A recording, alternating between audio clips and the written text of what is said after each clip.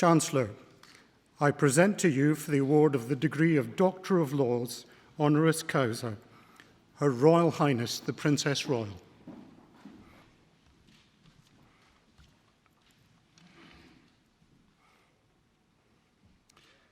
Her Royal Highness began her public duties at the age of 18, when her first engagement was the opening of an educational and training centre in 1969.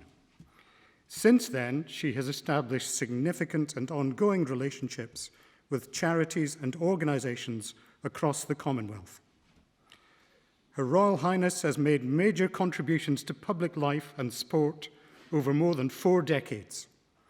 She is involved with more than 300 charities in the UK and overseas, and she devotes a large part of her working life to official engagements in support of regional and local institutions. Much of her work has related to education and Scottish-based charities.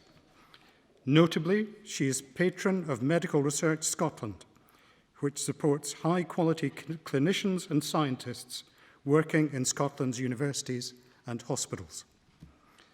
The Princess Royal has visited the University of Aberdeen several times over a number of years, including in her capacities as patron of the medical research charity Tenevis Scotland, patron of British Universities and Colleges Sport, and founder of the Princess Royal Trust for Carers. In 2010, she also formally opened the Sutty Centre for Teaching and Learning in Healthcare at the university's Forester Hill campus.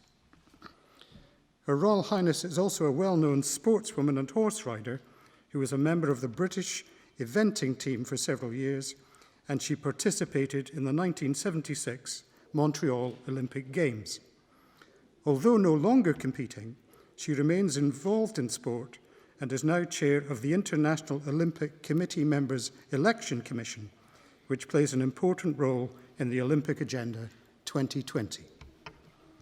Chancellor, in recognition of her many years of outstanding public service, support of many educational and research-based charities, and contributions to sport, it is my great pleasure to invite you to confer on Her Royal Highness the Princess Royal the degree of Doctor of Laws, honoris causa.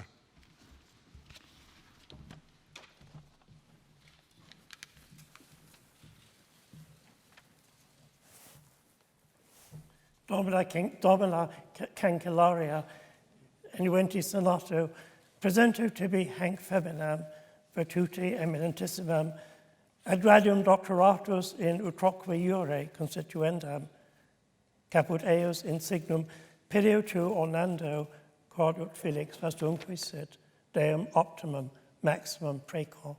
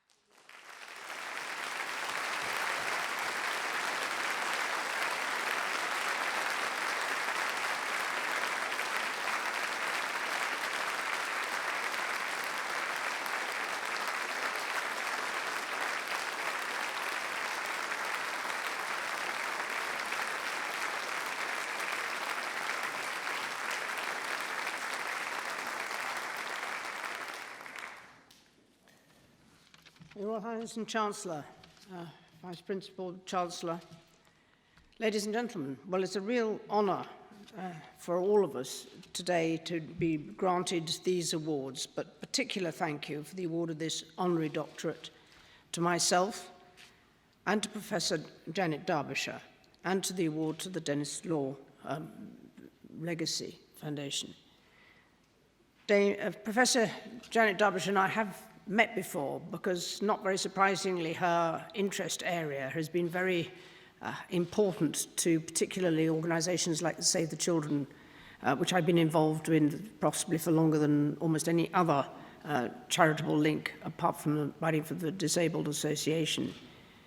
But those links have been really important, not least of all the evidence-based clinical research that she did, which the founder of the Save the Children, Eglantine Jebb, really felt was the key to making a difference in people's lives. So I'm particularly delighted that she's been awarded here today as well. The recognition here in Aberdeen is important because of that link and because of the work that they have been doing here for many years.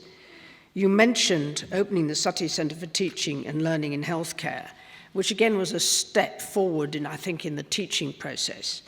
But many years ago, I came up, funnily enough, to Peterhead to see one of the earliest examples of telemedicine, which was, of course, linked to the university here. And I have since reminded myself of that and wondered why I haven't seen more telemedicine being practiced. And it's also why, under a different Chancellor's headship, that I've focused on encouraging through the University of the Highlands and Islands. It's hugely relevant here in Scotland as it is in many countries around the world. And that pioneering work was done, a lot of that work was done here in Aberdeen. Dennis Law must be wondering what he's done to deserve this, but he and I shared the front row and we sat together at the recent Sports Personality of the Year here in Aberdeen. But it's equally really nice to see him being recognised, and the organisation here based in Aberdeen, for the impact it's had here. There was no doubting the fondness for him as an individual here in Aberdeen, and this impact locally is equally important, and I'm delighted that he's also here today to be recognised, and indeed as the chairman of the Legacy Fund to be recognised for this very important local link. Sport is important in people's lives, and I think that's particularly true here in university life. Yes, people come here for academic education, but they come here for a lot more than that, part of which is what we've been listening to, the ability to join in things like choir and musical groups of all sorts, but also to practice sport of many different varieties. But the basis of sport needs to be very close to home, in schools, where you can gain access to it at its earliest point in your life, and to be supported through that. All of that work to raise that profile and to make it possible for people to help as volunteers and as leaders, for young people to gain the additional knowledge and understanding through working together, whether that's in music or in sport or in other activities.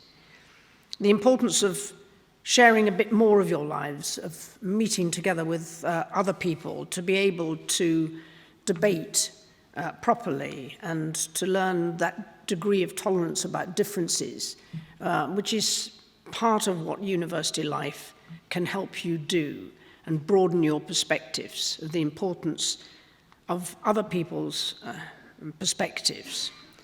One of the things that I've perhaps learnt most from Save the Children is that wherever you go in the world, there are some things which are really common to humanity. And a lot of that is around children and the ambitions that parents have for their children in terms of growing up as healthy individuals, but also their access to education and training. That remains an ambition for people around the world. It may be done slightly differently in different languages, but that ambition is a shared ambition, and it is something we should all celebrate. And we can celebrate that very much today in terms of what this university in Aberdeen has been doing, as we have been reminded, for longer than almost anybody else.